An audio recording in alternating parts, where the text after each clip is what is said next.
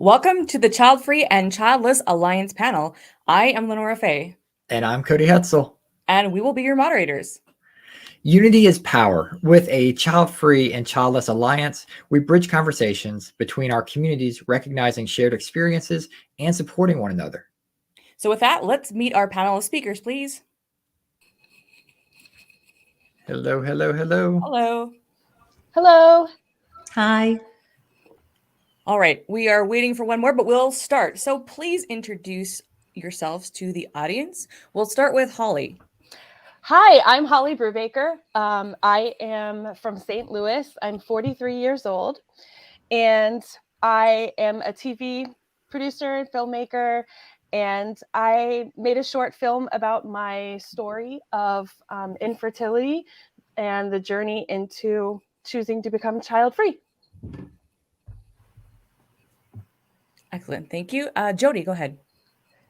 Hi, good morning. My name's Jody Day. I'm the founder of Gateway Women, and it's afternoon here in West Cork in rural Ireland. And some have called me the founder of the childless movement, so I'm kind of feel a little bit sometimes like the elder stateswoman. And I think the journey from being childless to child-free and forming an alliance around those experiences is actually a really important part of developing our movement and solidarity as we go forward. I'm really pleased to be here. Thank you, Jody. And Katie, go ahead. Hi, so I'm Katie Seppi, and I'm 41. I live in Savannah, Georgia, and I actually work full-time doing community building and support for the childless community. All right. And while we wait on the next speaker, we'll go ahead and get started, and she can join in when she gets a chance. So if you run a childless community, can you tell us what kind of topics the members talk about or are interested in? Holly, we'll start with you if that's applicable. Am I like the first each time? Probably? Yeah, we'll do that first. We'll keep it easy. Well, I don't actually run any community, so you can skip to another person. Okay. All right. Jody, I know you've got something to say on this. Thanks so much, Cody. Yes, well, I think I probably started one of the first childless communities called Gateway Women 11, 12 years ago now. And it was the world's first and only ID-checked sort of community for childless women. And the extraordinary thing is that the other person that you have on this panel next to me, Katie, is just over a year ago, Katie took over the stewarding and hosting of the Gateway Women online community. It's been like a kind of passing on of the torch to the next generation. And I guess, although I can speak to absolutely what comes up, I'd love to hand it to Katie because she's really in the eye of the storm with it now. I've backed away from that space to focus on childless elderhood, but I know a lot about what it's like running a childless community, and so does Katie. Okay. Jody, I was planning on just saying, you covered everything already, but I'll give it a go. So I think it's really varied. I think there's a lot around grief typically when people are first realizing that they're not going to be a parent and having to let go of that dream that they had. And so there's a lot of grief work. I think it also comes with some identity work, because if you plan to be a parent for your whole life or for a while and you kind of held space for that in your future, I think it does take some kind of navigating, okay, well, what comes next? Who am I? How am I going to spend my time? Where am I going to find joy and love and meaning and all these things we all want in our life? And so, I think a lot of it too is about navigating society. So there's like the personal aspect of how does this impact me? What is this going to mean for me? But then there's this whole other layer, and it's the one I didn't expect when I was going through this, of how is society going to treat me? Where do I fit in with my family? How does this impact my relationship with my friends? So I'm sure I'm missing quite a few, but I would say a lot of the conversations we have revolve around kind of those things. Mm. And if I can jump back in there, probably one of the biggest things that often comes up and catches many of us by surprise is, and this is something where I think the child-free community is really more advanced in its thinking around this, is those kind of who's going to be there for me when I'm older. And I know that, that child-free people can have that really thrown at them as a kind of, as a bingo, which is not something that really happens to childless people, but we do realize it ourselves. Usually the moment after we realize, okay, my journey to parenthood is 100% over, it's often almost within the same breath, the thought will come up, well, who's going to be there for me when I'm old? So I think another big topic around it is thinking about aging without children. And I host those conversations as the sort of one of the former founders of an organization called Aging Without Children in the UK, because we do have to be quite proactive, because as we get older, as women without children, we face a kind of unholy trinity of ageism, sexism, and pronatalism. So, we have to Katie's point about sort of social pieces, to be aging without children, whether it's childless or child-free, comes with particular set of social challenges and a lot of logistical and financial and emotional ones too. And so that's a topic that comes up a lot as well, and getting active around making those plans. That's a great point, Jody. For the childless community, it would be more of an internal dialogue, whereas for child-free, it's external. Like basically, people tell us that we better know what we want to do when we get older. And I always say robots. So childless community, there's robots hopefully coming down the pipeline. We're not sure, but. So before we go to the next question, Holly, I did want to give you a chance to talk about. Sorry, we're just I'm going to adjust for feedback here. I just want to give you a chance to talk about your film. I know you don't run a community, but it's relevant to, because the next question is about how people, childless people's experiences flow as they navigate the spectrum. And I do want to incorporate what you do into that question as well. And then we'll throw it to Lily. This is great having a live event. We just kind of got to go with what happens. So Holly, take it away, and then I'll go to Lily. Absolutely. So my film is called But You'd Be a Great Mom. And if anybody has been in this community for very long, that is a phrase that you hear over and over again. But you'd be a great mom. And I took that as the title of my film, because it kind of all encompasses kind of a female experience in the first place, because whether you're going to be a mother or not, like we are told from, childhood to like have these nurturing personalities, like just to do all these things that are all in order to make you a mom. And so that was a part of the default thought, even going into my 20s. I did all the things. In my short film, I describe sort of, I did everything, like I got married, I went to college, it was the next thing, we bought a house, now babies. Like that was the whole like line that's laid out in front of you. And when things don't start looking the way that you saw yourself in the future and the identity, like the other ladies were describing, then what's next? And so I thought it was really important to tell my story, to start getting it out there, because I went through it very alone. I had nobody else really around me who had experienced infertility to the degree that I was. And the people who were really still very entrenched in going the adoption route or doing fostering. And it's so wonderful and it's great. And we actually, as part of the story in the film, with a little bit of a spoiler, is that my husband and I almost became foster parents because we got kind of sucked into that, so I had tunnel vision about being a mom and about like all the things, because all the pressure of society, and started to just totally zone in on being a foster parent. So at one point so without going into too much of the film, we almost became foster parents. And then we realized, what the heck are we doing? We are not these people. Oh my gosh. And we took a step back and we realized, and then we found this childless community, and and then was able to kind of celebrate what's right in our world and what's not missing. Like, we are not missing out on anything. We just may have a different path. So. Thank you, Holly. Yeah. All right. We're going to go to Lily and let Lily introduce yourself, please. Oh, you're muted. Just a second. We have to unmute you. I need a new MacBook here, so sorry Okay, about that. we can hear you now. Go ahead. So I'm Liliana. I'm 51 years old. I'm from Italy. I'm the founder of Redefine Yourself, Celebrate You. It's an online community for both child-free women and childless women, or child-free by circumstances. And we talk about confidence, hope, and building a life that redefine your course and your journey. So that's about it. Excellent. Thank you, Lily. So I'm going to go back to Lily real quick while we have her with the first question we had. So since you do run a community, can you tell us a little bit about the topics that you talk about or are interested in? Yeah, so we talk about confidence, gratitude for life, and building joy. I started the community 2 years ago in 2021. So right during the pandemic, because I wanted to find other women that were childless.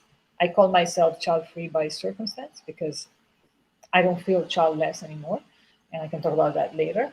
And both the child-free women and the childless women are in the group because what I want to convey with the group is to be able to build more confidence in our lives, because our life doesn't always go as we plan, but we can create a different plan. And that's the name, Redefine You. All right. Thank you for sharing. You're welcome. Okay, so moving on to our next question. Oh, Lily, I'll have to get to mute you just for feedback here. Just a second here. Thanks. All right, so our next question is, how might a person's experience flow as they engage with your community or your film, Holly, to single that out, over a number of years? Is there a kind of progression through it? Holly, I'll because you're up first. Is there something you want to add to that? Well, when it comes to, so this question is about other people, right? Like other people who are not the childless person, but their experience of watching my journey. Is that kind of, I wanted to clarify. Oh, sorry. I just wanted to clarify that the question is asking about someone who's not child-free and their perception of someone who is, right? Or childless. Yeah, for the community specifically, if you've been interacting with someone for a while and they're starting out in the child-free by circumstance, but over time, like your own progression, okay, so my own progression, yeah. Right.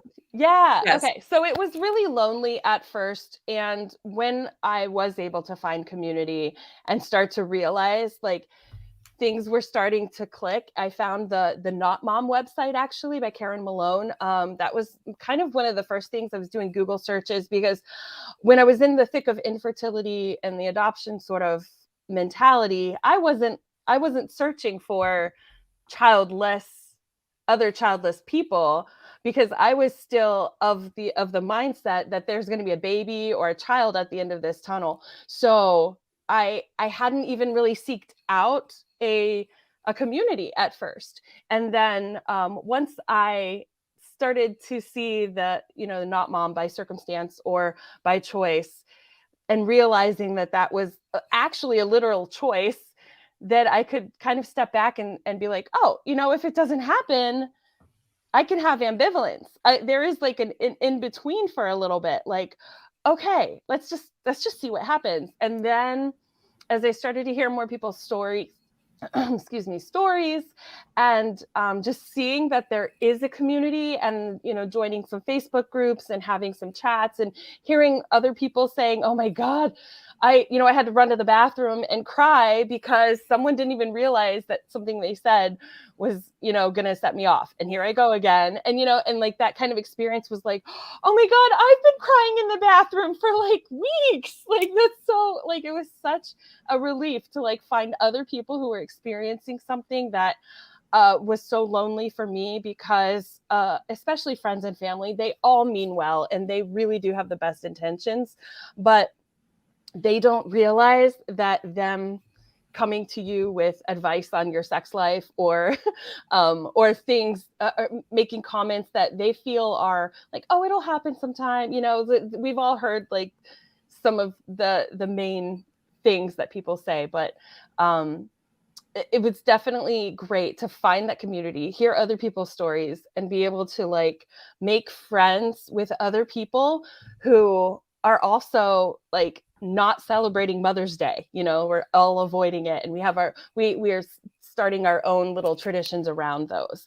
And that's why it's been so great to like see this community thrive and grow. So thank you. Thanks. Thank you, Holly. Before we go to Lily, I just want to address a comment I see in the audience.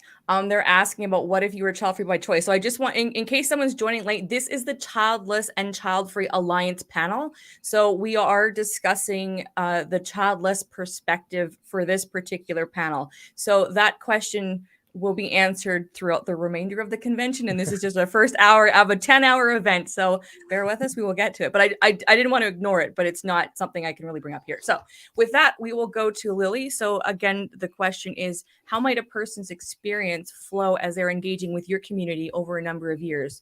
I know you have a newer community, but have you seen any progress within yours? So go ahead. And we have to unmute you. Yeah. Yes, and that's why I kept the community, because when I started the community, I started it for myself, kind of like similar to Ali. I wanted to find like-minded women because most of my friends, they had kids, and I love them and they love me.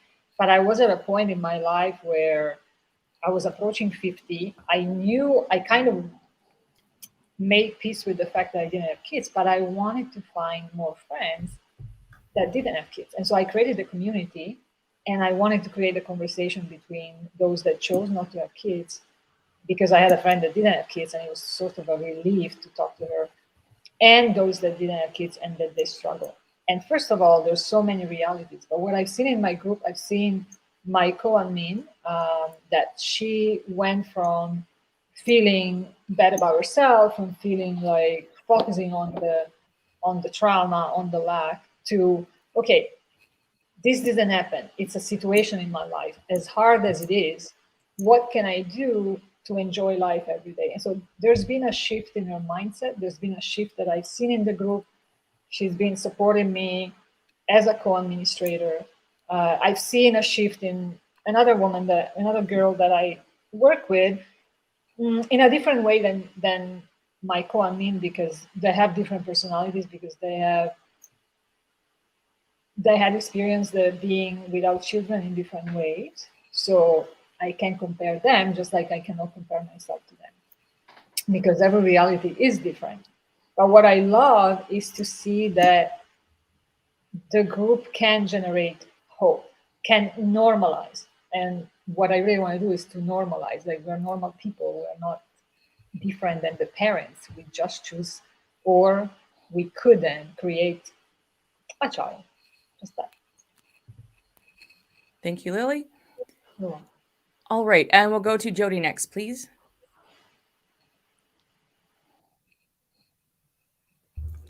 Do you want to continue with the idea of the flow over time? Yes, please. Yeah.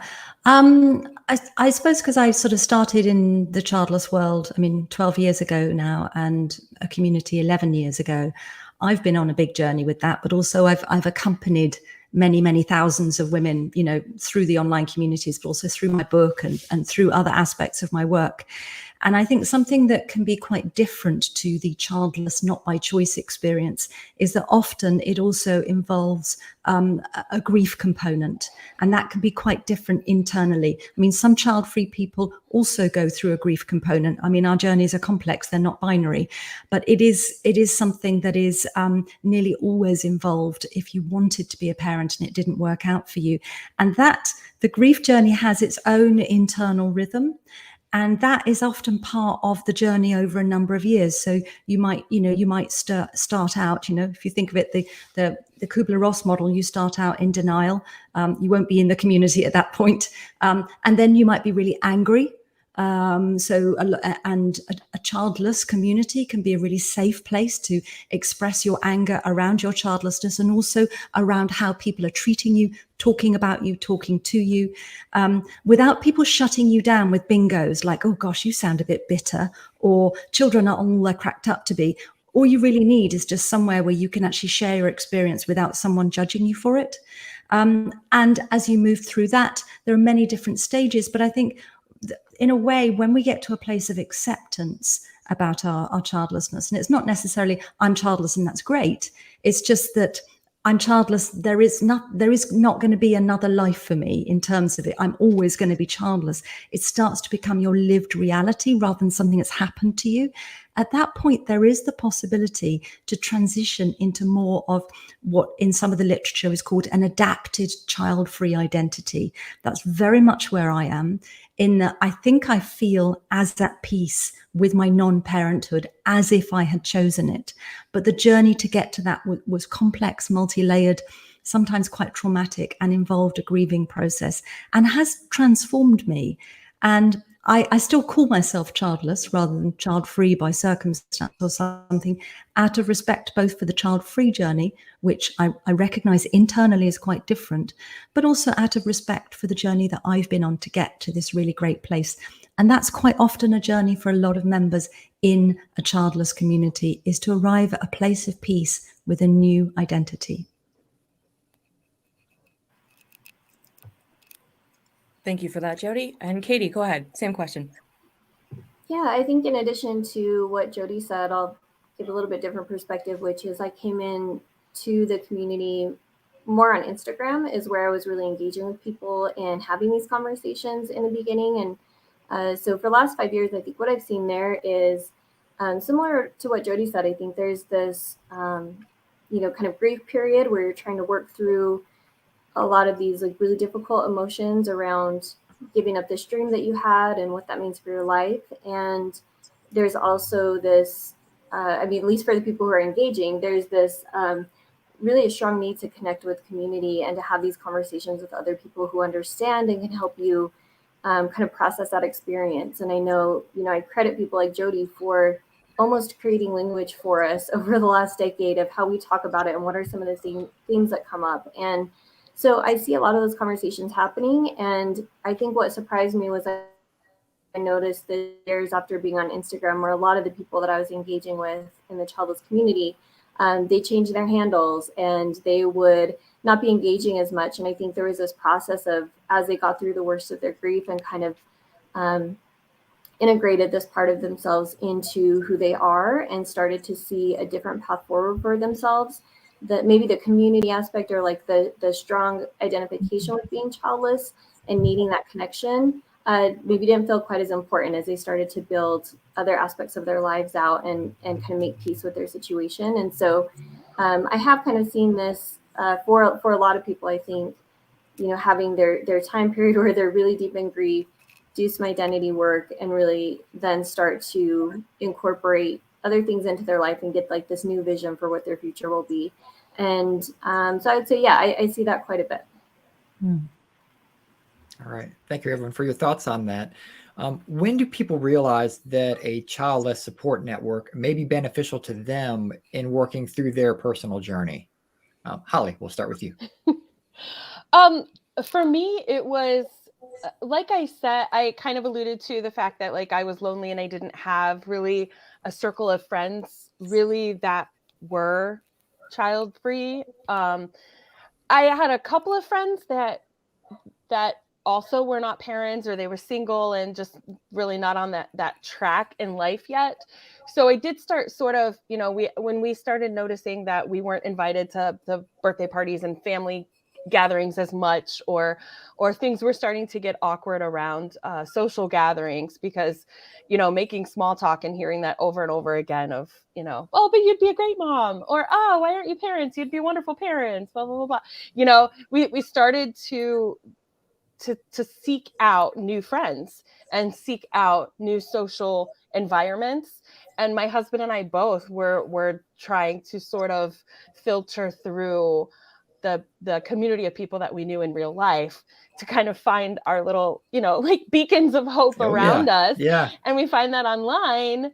And then we were able to, and now I have, a nice, great, solid group of friends that and I do have some friends who are moms as well, who are very supportive of my journey now, through seeing, the things that I've kind of been through, and for me expressing my feelings getting to that point where I can talk about it. Like 10 years ago, I couldn't talk about it without running to the bathroom, right? Like to go cry or like, to, but now that I can talk about it and I can be, when somebody says something, it's not, I can stand up for myself and change people's minds and educate them. And because of the communities like the Gateway Women and the Not Mom and the places that I found online, I've been able to find words around my experience from other people's experience so that I am able to express myself knowing that it's not all in my head, or that I'm not crazy for having these feelings that I want to express to other people, but that other people have had a lot of the same experiences and things said to them in order for me to also feel strong enough and gain, a little bit of pride in my child-free by circumstance life. Yeah, just finding that vocabulary is super important, and that's definitely something that the child-free community shares in that type of experience as well. Yeah. Lily, we'll go to you next. Once you're unmuted, hold on 1 second. Okay, there we go. Okay, thank you. So the question is about the childless and child-free term, or? It's about when do people realize that a support network is beneficial to them through their journey through childlessness? I will speak first for my experience, and I would say for me, it was the right time. Because I think age plays a factor. Like when I was in my 30s, I was going through the childlessness. I was going through feeling less, and that perception was strong in me. So other people could perceive that. 10 years after, 15 years after, now I'm 51, I kind of reclaimed who I am. And I think it's a process, because I have women in my group that come in and they are child-free, but they might not be confident child-free. There are women in the group that want to normalize their status. So they want to talk about the choice that they made in their life and how being child-free allows them to serve in the community, to focus on other aspects of life that are enriching, that are nurturing. And it's another way to express love. Love is not just expressed by bearing a child. And as far as the childless or child-free by circumstances, and I consider myself child-free by circumstances now, not 10 years ago, there is always, and I see this in the women in the group, there is an intention to say, okay, now I want to be happy. Now I want to not just focus on what I don't have.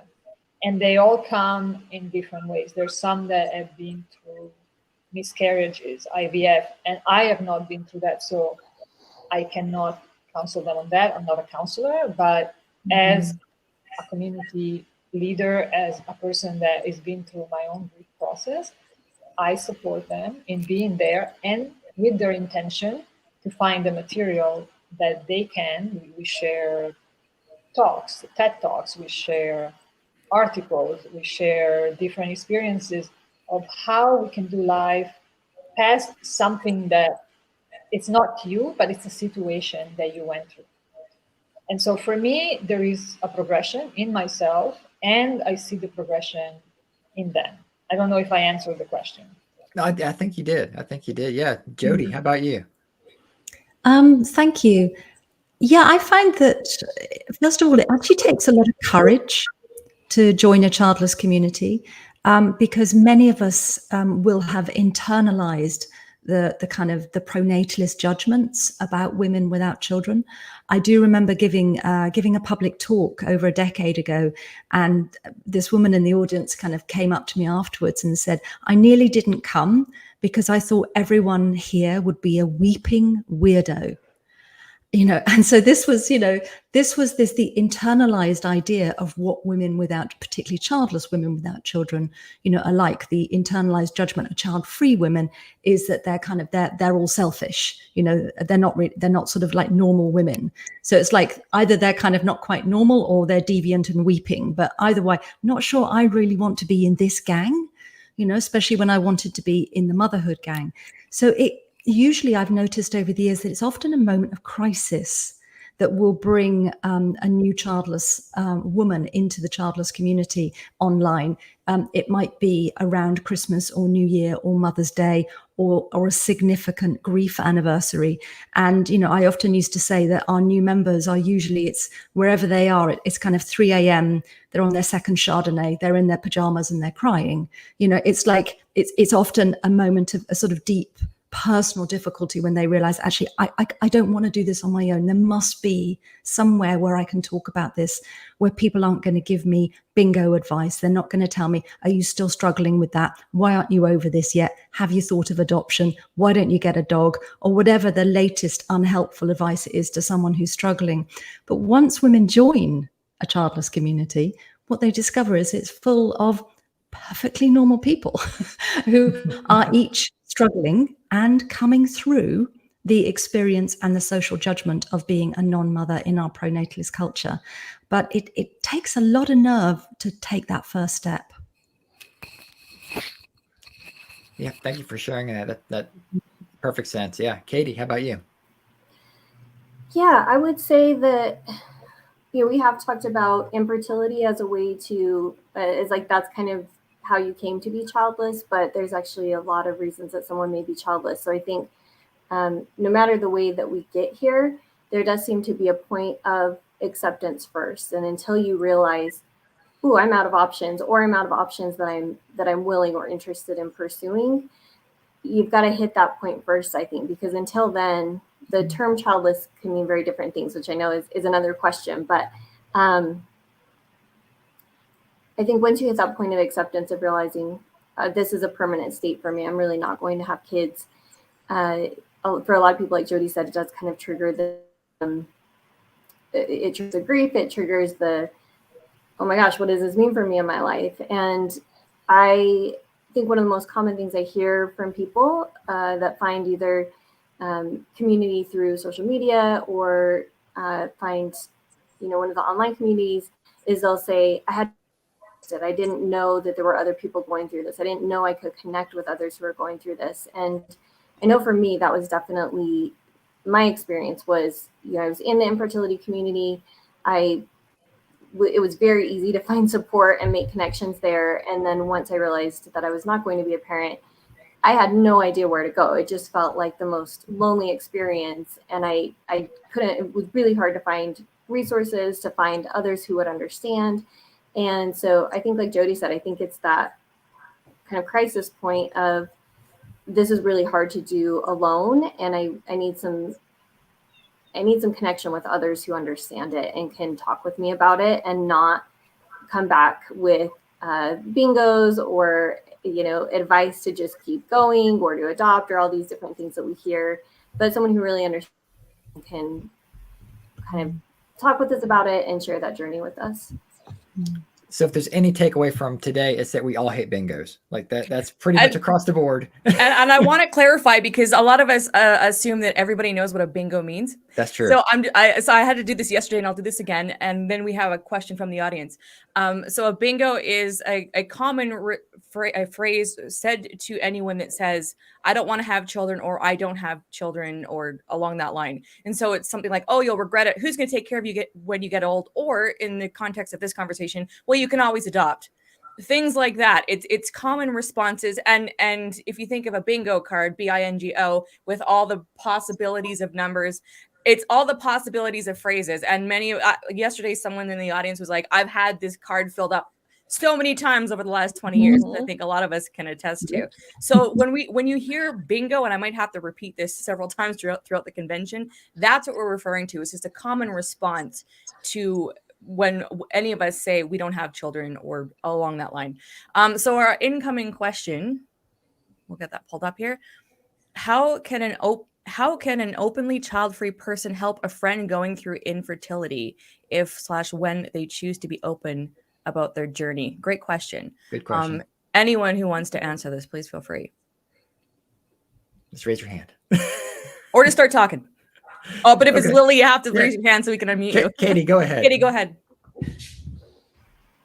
Well, I think it's actually important to remember in the context of this conversation because, you know, we're talking about getting to a state of of being permanently childless, but actually most people who go through infertility do end up having a child one way or another. And so we're actually kind of a minority. So I'd say to keep that in mind is if you have a friend who is in the middle of infertility, that, keeping that in the back of your mind, that there's a good possibility that whatever path they go down, they may end up having a child. And so holding that space for them, but also I think, recognizing the complexity of what they're going through and recognizing the grief and the fact that they're having to straddle this line of like having hope, but also being realistic and trying to figure out what to do next. And so I think with a lot of things that, a lot of challenges that we see people going through who we love, it's really just about listening and being able to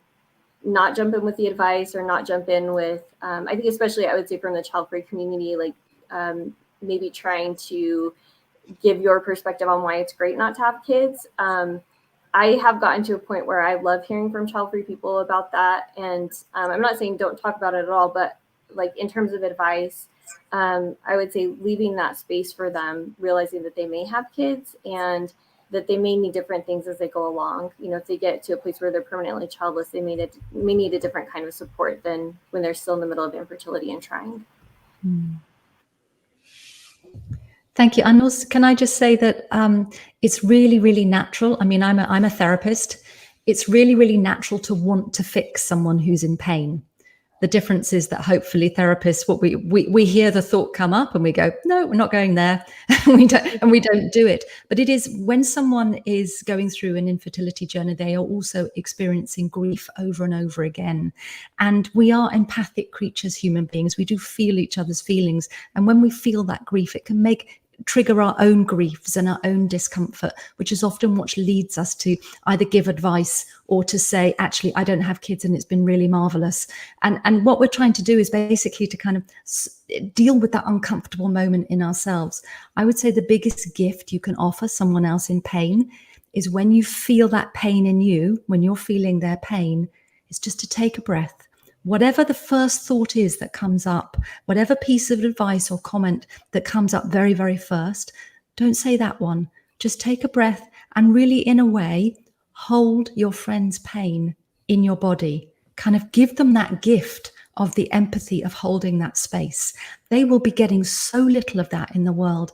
And really just allow that space for them to open up and talk if they want to, or not talk if they don't want to. But for them to feel your acceptance, your love, and your support will never be forgotten. And to be honest, that goes for any of us who have chosen to not have children and are going through, the struggle of getting acceptance within our own social circles and family networks and stuff. And again, this is a Childfree and Childless Alliance panel. So Cody and I have both chosen to not have children. And, it's just a lot of this is still quite relevant in as far as like we're all battling that acceptance, and that support. And I love what you said, taking a breath, because even reacting to a bingo or even reacting to criticism and rejection, we have to take a breath first before saying this and not saying the first thing that comes to mind. Otherwise, we create conventions. Anyway, that's not a bad thing. But, Lily, did you want to answer that question? Okay. Well, let's get Lily unmuted, please. I was saying I would like to answer from a personal perspective because the first time I was coming from a very family-oriented community a few years ago. And that community was identifying being married and having kids as very important. And I felt that was threatening my well-being because I knew that my value was more than just, I wanted to have kids, but my value as a person in my soul, it was more than, oh, are you married? Do you have kids? And when I met this Childfree friend, it was a very fluid conversation. She was, by life circumstances, Childfree, meaning life went by, she did other things, and she didn't really want to have kids. And she told me very briefly her story. And maybe she went through some grief process, I don't know. But it was so soothing to hear that narrative compared to the narrative that I hear from my other community, which I respect, but I had to distance myself because it was threatening my core, my self-esteem. And so it kind of opened up a beginning of hope and say, okay, there are people that don't have children and they're not weird and they're loving and kind and empathetic and smart. And then from that point on, it was a ripple effect, because I think also what we think we create. And that goes back to the mindset work that I've done for myself, and I continue to do, because 10 years ago, 15 years ago, it was hurtful to see maybe a child in a stroller or a baby, and now it's not. I'm not saying it's never impossible to feel pain. Like last year I had a friend that she's 46 or 47, and she had a baby. I was happy for her, but it did hurt a little bit. So there's always in my opinion, there's a fluidity, but we can help each other as Childfree and Childless to create respect in the community and outside the community, to normalize who we are, like Jody said. And I think it's beautiful in the process, and it really helped me a lot, and I hope I can help other women in the process. Thank you, Lily. Anyone else want to? Well, I guess we got everybody on that one. Okay. All right. So next question. How are we doing for time? We're good. Okay, we're good. All right. So there is an identity crisis. So sorry, I'm reading the wrong way. No. Is there? No, yeah. I had. What is it? It's 7:42 in the morning here in Alberta, Canada. All right. I've been awake for 2 hours. Is there an identity crisis within the childless community around the definition of what childless is? For example, someone who is 24 and doesn't have children and hasn't even thought about it could be identified as childless. That's sometimes how we see that from a child-free perspective. They may want kids in the future, and then childless as in they are trying to have a child, or they have realized that they cannot have a child. So that's something that we're actually curious about from a child-free perspective, because we usually refer to childless as someone who doesn't have children, and then realizing there's a whole gamut of stories behind that. So, Holly, answer? Well, in general, my experience is that I think someone who is, basically just a young adult is considered a young adult. Until you're actively, for me at least personally, until you're actively trying to have a child or trying to have a baby or going through infertility, I have just always had that sort of mindset.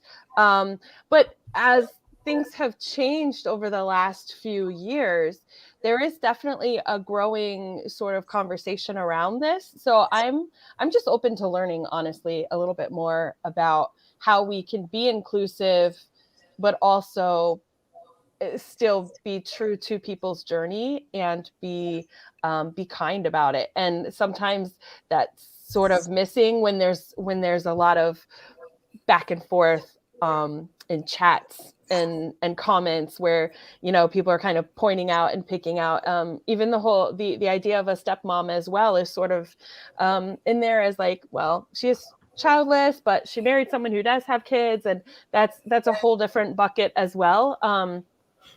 But yeah, I personally just think a childless person who hasn't really tried it, I know I don't. Someone else can answer it. I haven't really put too much in, behind it. It is a challenge, because even with the step parent, I mean, we, from the child-free perspective, we like there are people who are, they're biologically have no interest in having children, but they are with someone who has children, and so that automatic label of step parent, whether they want it or not, is just applied. And then they're, even in online groups, it's like, well, no, you're not child free because you have a can of worms. It is.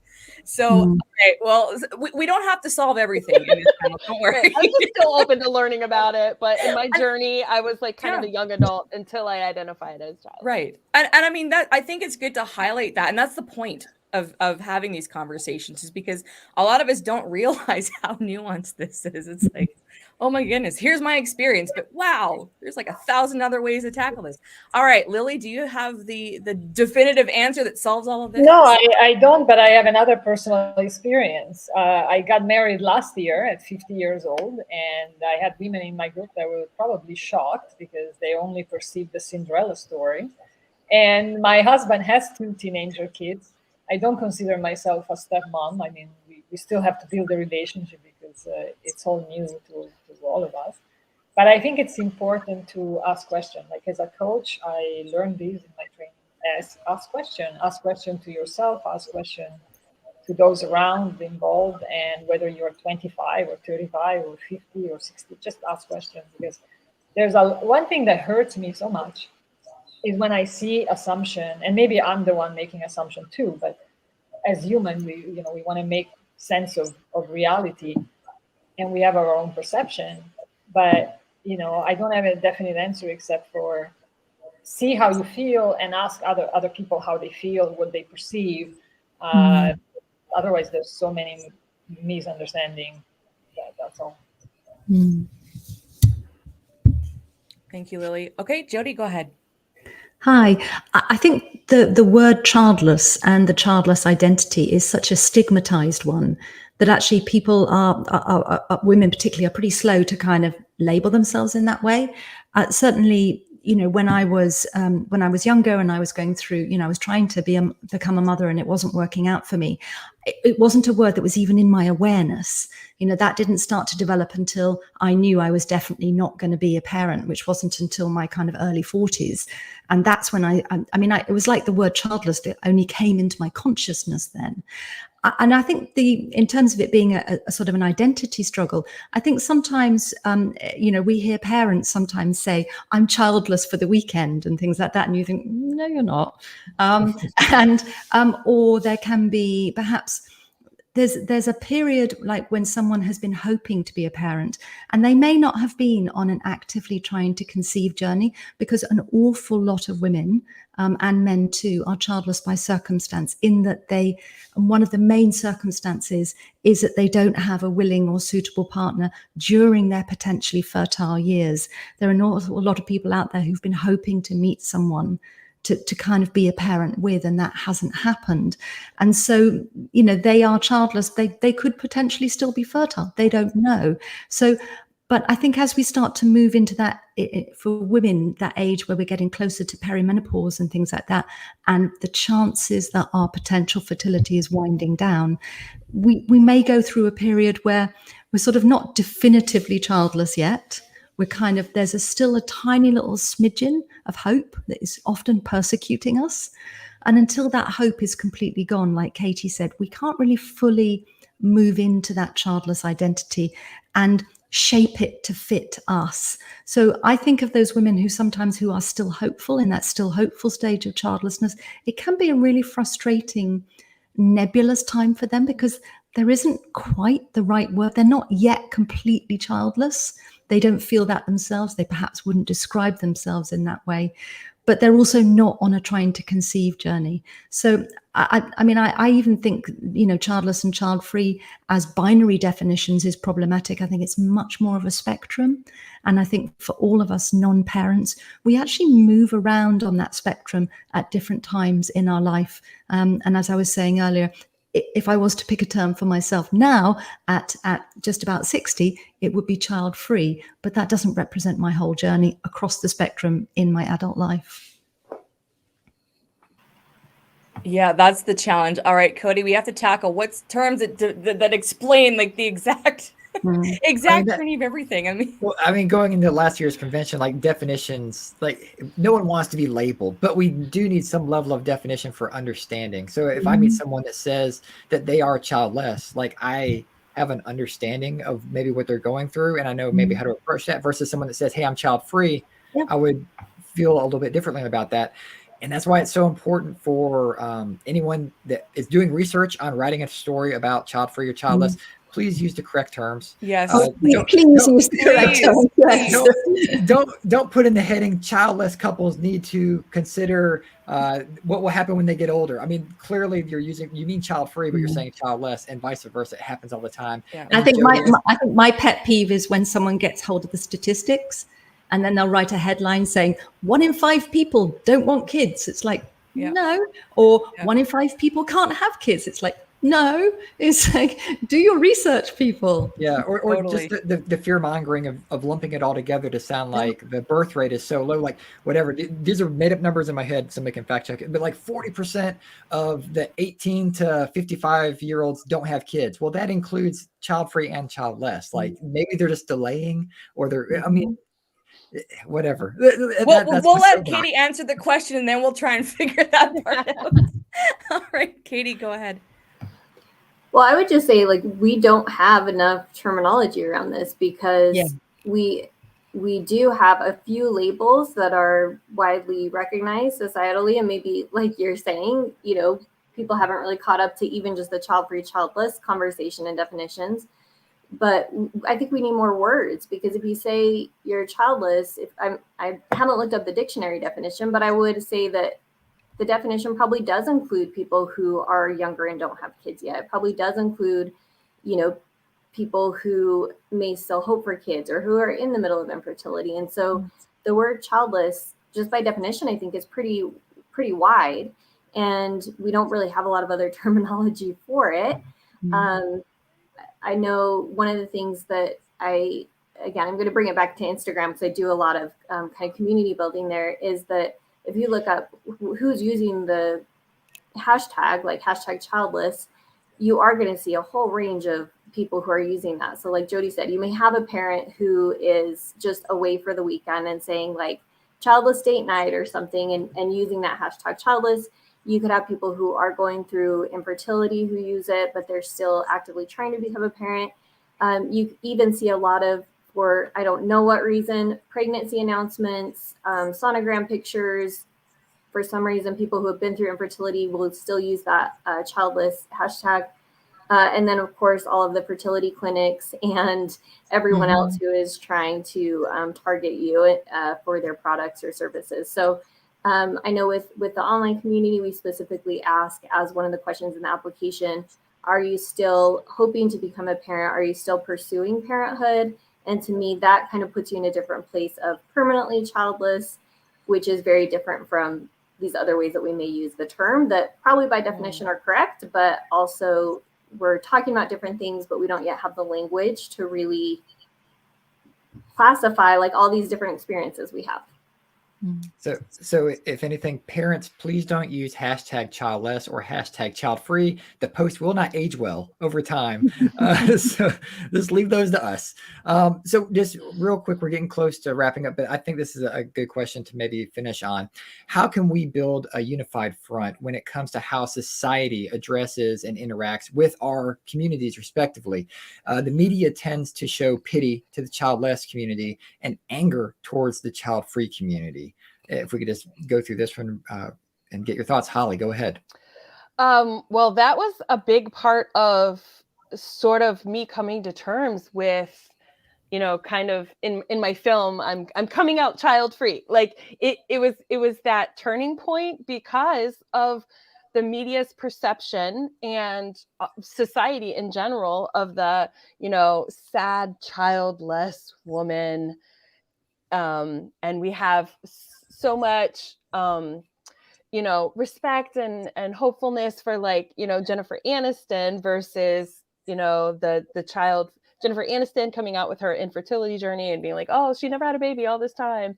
And versus someone who's just very vocal about it with Chelsea Handler and other people in the media who are just, you know, out loud and proud kind of, I mean, in order to try to take that, not to take that language away from other movements, but this is the words that I could use at the moment.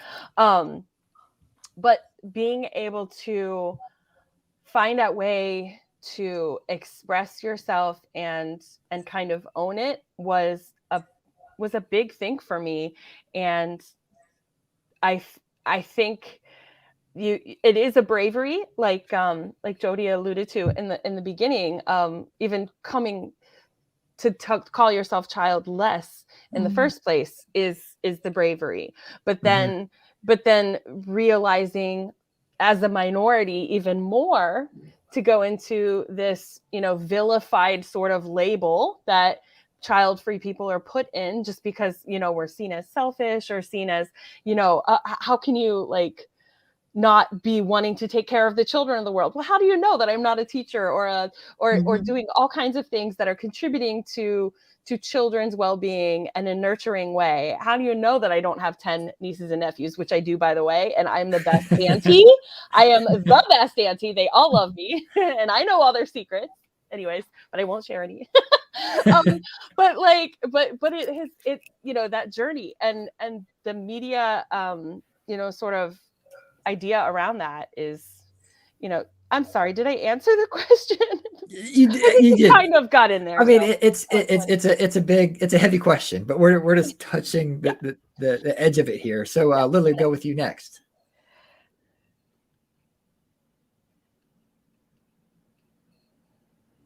Childless movement to